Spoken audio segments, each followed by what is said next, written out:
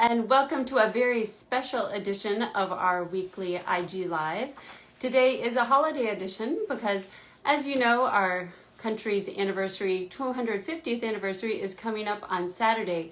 Or is it? That's just one of the myths that's being explored in the new book from Christy Mihaly and Barefoot Books, America's Founding Myths and What Really Happened. And we're going to get all into that, but I just want to mention, if you are interested in this book, it's really wonderful, really interactive, really gets into the real story behind our history, then make sure you enter our giveaway. Today is the last day. It ends Thursday at midnight, so don't miss out. You could get your very own copy for your family or for your classroom.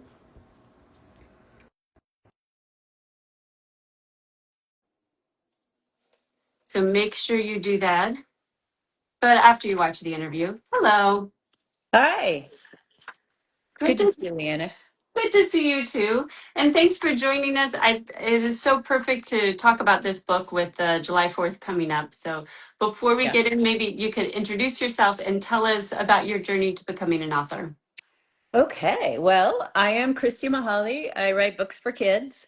I have always loved to write, but I tell kids when I was growing up, I did not realize that author was a thing that I could be.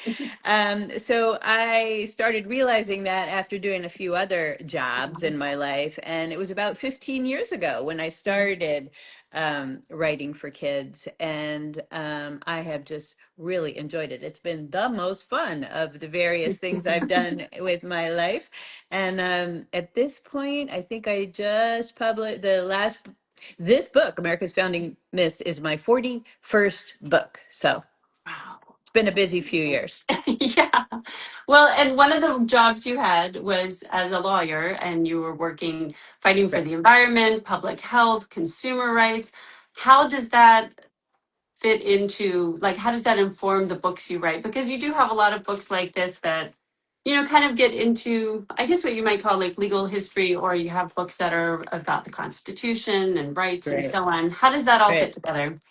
Well, they do say you're supposed to write what you know. Mm. And when I first started out, I was writing these little rhyming picture books. Mm. And then I realized a few years in that there were, well, around 2016 to be specific, Mm. people started saying things that were not true about how the government worked, how it was supposed to work, what were our rights, what were not our rights.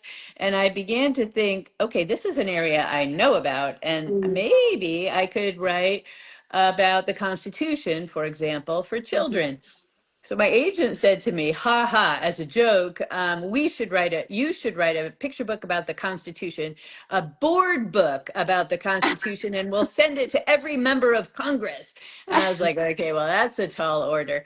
But that's when I wrote a picture book about the First Amendment. I decided, Mm. okay, maybe not the whole Constitution, but I could write a picture book about the First Amendment. And that one is um, Free for You and Me, What Our First Amendment Means, and it's Mm. poems about the freedoms that are protected by the First Amendment. And after that, the same publisher, Albert Whitman, asked me if I would write one about the Supreme Court and one about Congress.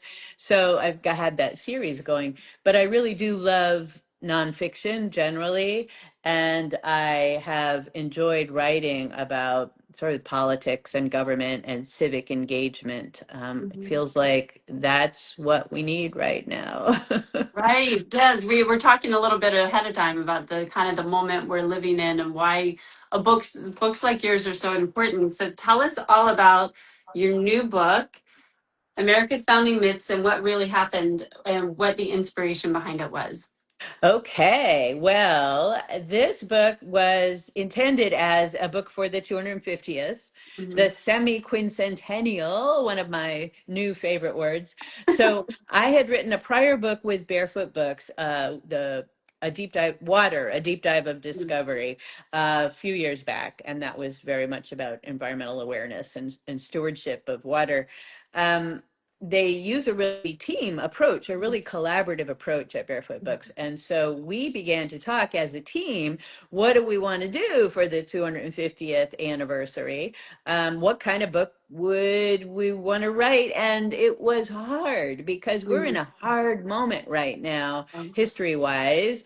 People are talking about, you can't say that. You can't say that this happened in the past, Right. and books are being censored, and it's like, what are we going to do to celebrate, right? So Mhm. once the idea of myths and busting myths came up, that really got us fired up. And I started to do a bunch of research. And the more I dug into it, the more I realized this is a really great way to make the whole process of learning history fun, because you're digging up the truth. It's like a little treasure hunt. And it's very interactive. I mean, sometimes people think a history book and they think it's going to be very dry. I don't. I love history, but I know some people think that. But it has like flaps you can lift, and you have to kind of guess what the truth is, and then there's the big reveal, what actually happened. I mean, it's a really, I think, a very engaging book for kids to read. Yes, that was the intention. And Mhm. as I have described it, it's a book that is meant to keep kids laughing as we Mhm. tell them they have been lied to. so uh, it, as you started to show, every one of the 15 main spreads covers a myth. And so the myth is over here on the left side of the spread. Mhm. It's very briefly stated, and that because we didn't want to like reinforce the myth. And then you open it up, and below, on the back side of that, is where the myth came from. And then the entire remainder of the spread is, depending on the content of the particular spread, it's Mhm. all about what really happened, things that you should know about the true history. This one that I'm waving around Mhm. is the myth of how this continent was empty and uncivilized before Columbus and the later Right. European explorers showed up. And in fact, not true at all. And here is a map of North America with a small sampling of all the many advanced civilizations that were already thriving here when the Europeans showed up. And this timeline at the very top of the page shows you, um, in graphic terms, all of the years, tens of thousands of years, that indigenous nations were here doing lots of interesting things. And then the very end, we've got 1492 and 1776, and you can see the European-based civilization of North America is Mhm. only a very tiny portion of our continent's history. So things like that to make it engaging, interactive, as you said, and hopefully fun to learn about history and get a more accurate understanding of where we came from. And you've said that even as a kid, you had questions about the history that you were being taught. Do you remember, like, what was it that kind of clued you into, like, oh, I'm not too sure about this? Well, that's an interesting question. And it goes back to my family moved Mhm. from New Jersey to Georgia when I was 6 years old. So between first grade and second grade. And so in second grade in Georgia, we were starting to read little history books and stuff. And I, there was this lesson on the war between the states, or the war, right? The war Yeah, of northern aggression. And I'm going, what is this, right?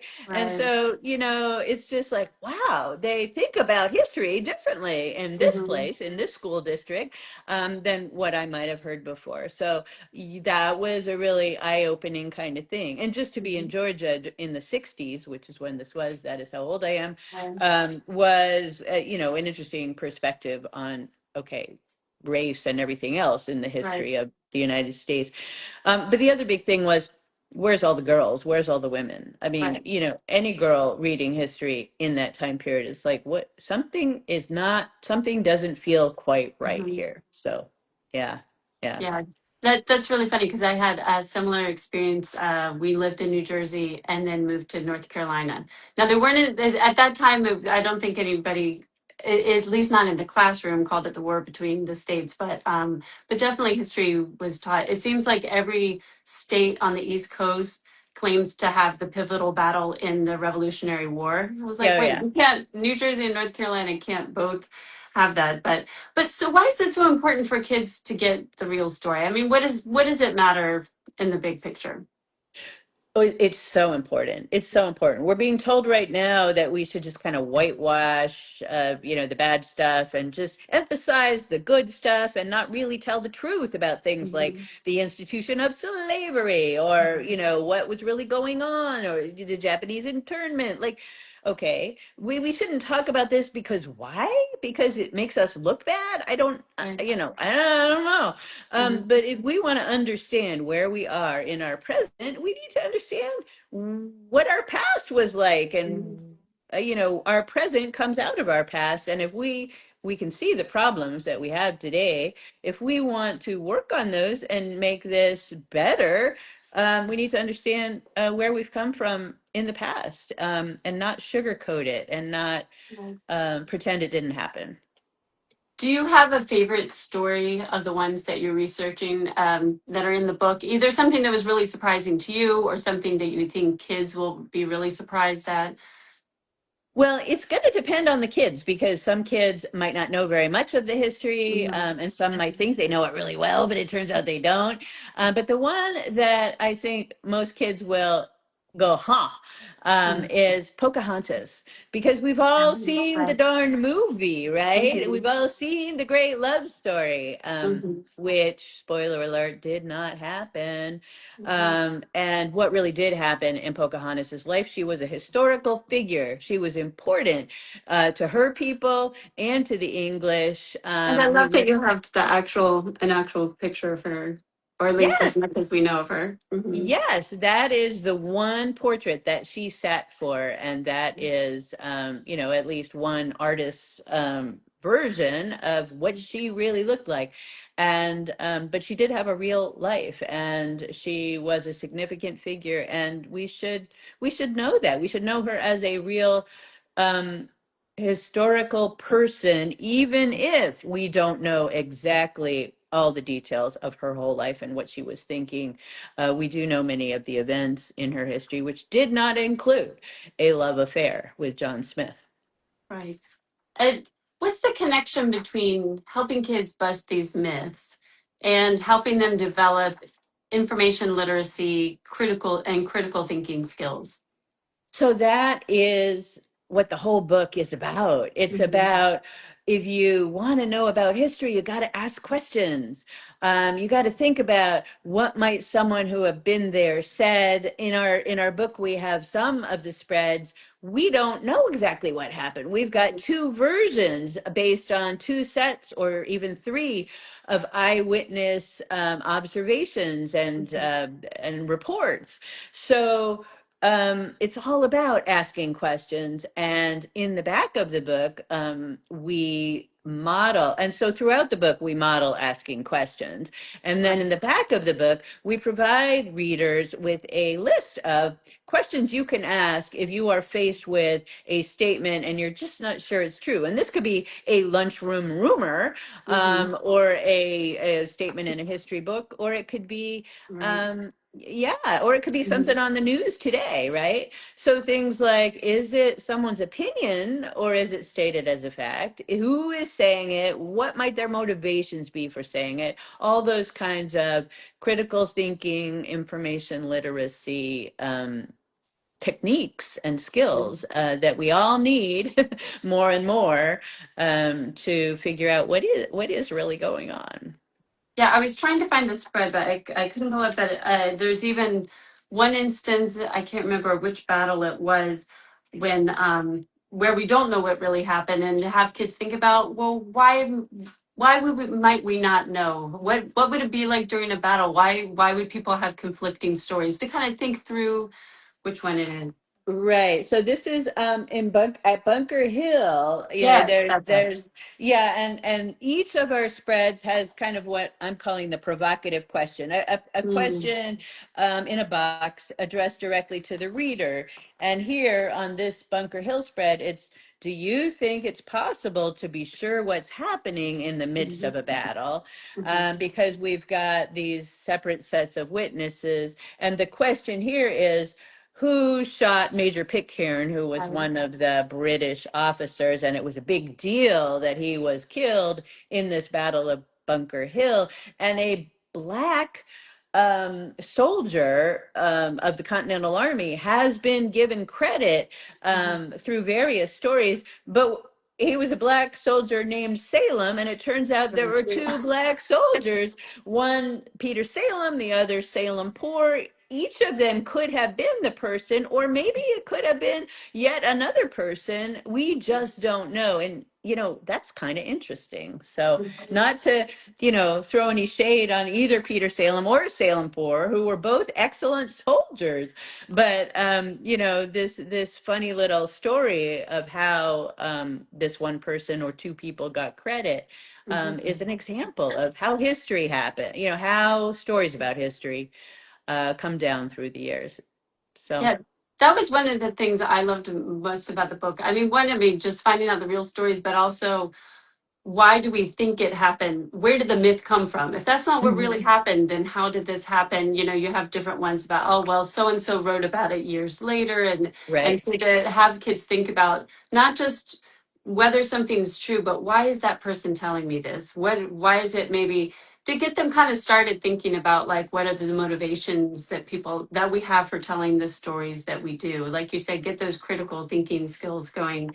But like you said, there's a big movement now to not tell these kind of stories and to just make things very happy and just show the good side. So, what would you say to people who say that shattering these myths and telling what really happened is unpatriotic? What would you say to that? Well, I would say they're wrong. Being patriotic means loving your country, yes, but loving your country doesn't mean telling lies about it. Mm, Loving your country means caring enough to understand the truth about the mhm, history and where we came from, and caring enough to want to make it better. As the Constitution says, to form a more perfect union. mhm, We are a work in progress as a nation. We're still not very old. 250 years, as someone pointed out recently, that is 3 lifetimes. mhm. It's really not that long.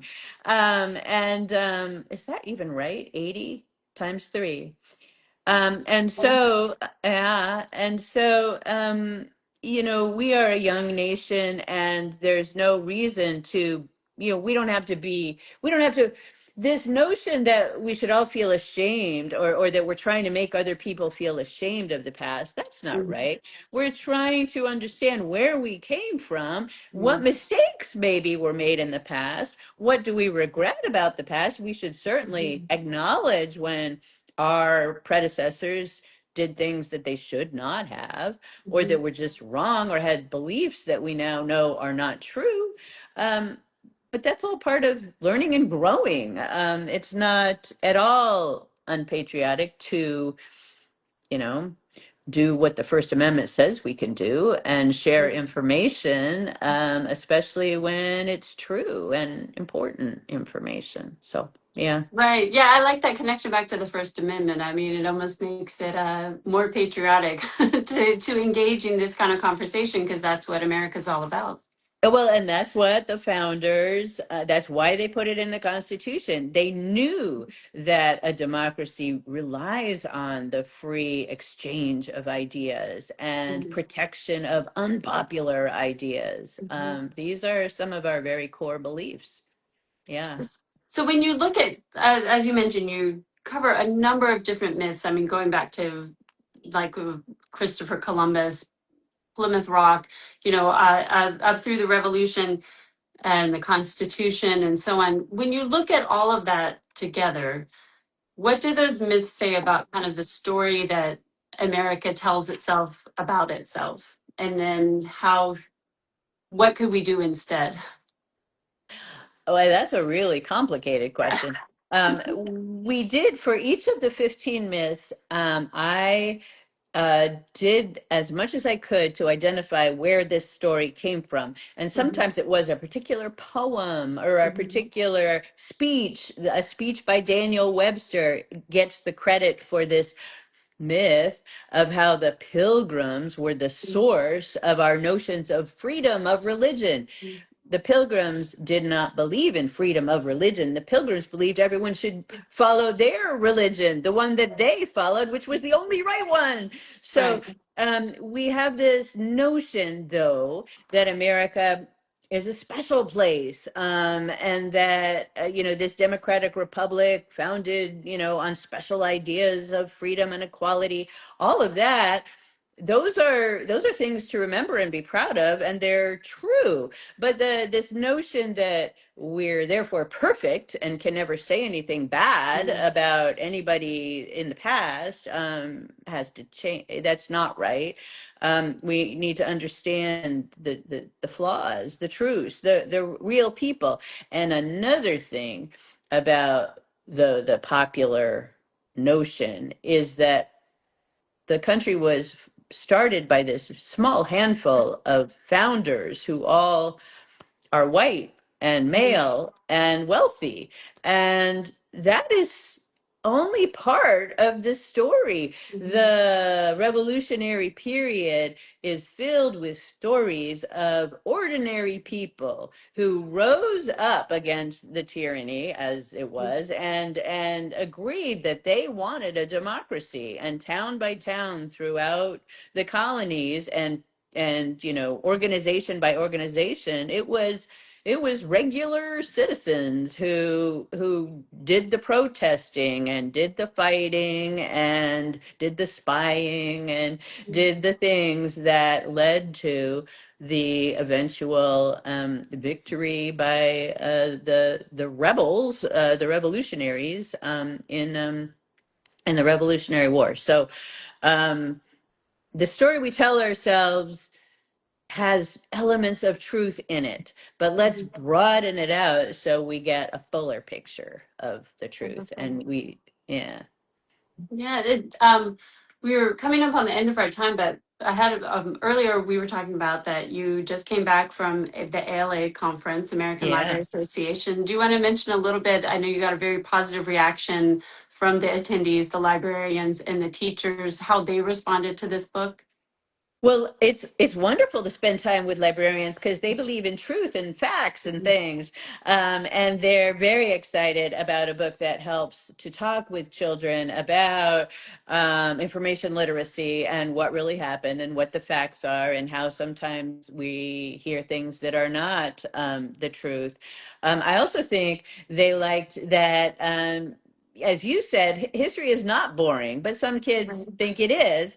Mhm. And a book like this really helps us talk with kids about how interesting history is and how it's stories about people. And that is, what could be more fun than that? Right. And so I do think that one of my hopes for the book is that kids get excited about history. I love that. And I should mention, I think the book one of the things that makes it great is that it works on different levels. You'll have some kids that'll just go and read the headlines, and you have other kids that really want the details. Like you said, they're varying levels of interest, and they'll still either way they'll still get a lot out of the book because there's so much information for kids that want to go into it deeper. So, what's next for you? Now you have this book out. Do you have another project in mind or something you're thinking about or working towards? Well, I am kind of exhausted. I can imagine. But yeah, but I also did dig up some stories and came across some people in my research that did not fit into the book. We really had to call a lot, and not everything fit into the format that we've got. So I do have several ideas based on my research and stories that I've learned, and I'm definitely going to be following up on at least some of them in the Okay. future. So Yeah. Yeah. Well, we look forward to that, and we'll be sure to share it with our audience whenever you do that. So thank you Will so do. much for talking with us today. I'm really excited to get to talk with you. Great to talk to you. Thank you very much. And anybody, if you missed the whole interview, the whole thing will be up in a few minutes on Instagram and, of course, later on our YouTube channel. And if you're excited about this book, as I'm sure you are, be sure to enter our giveaway, which ends tonight at midnight. And you could get your own copy for your classroom or your home library. So thanks, everybody. Thanks, Christy. Thank you. Bye. Bye.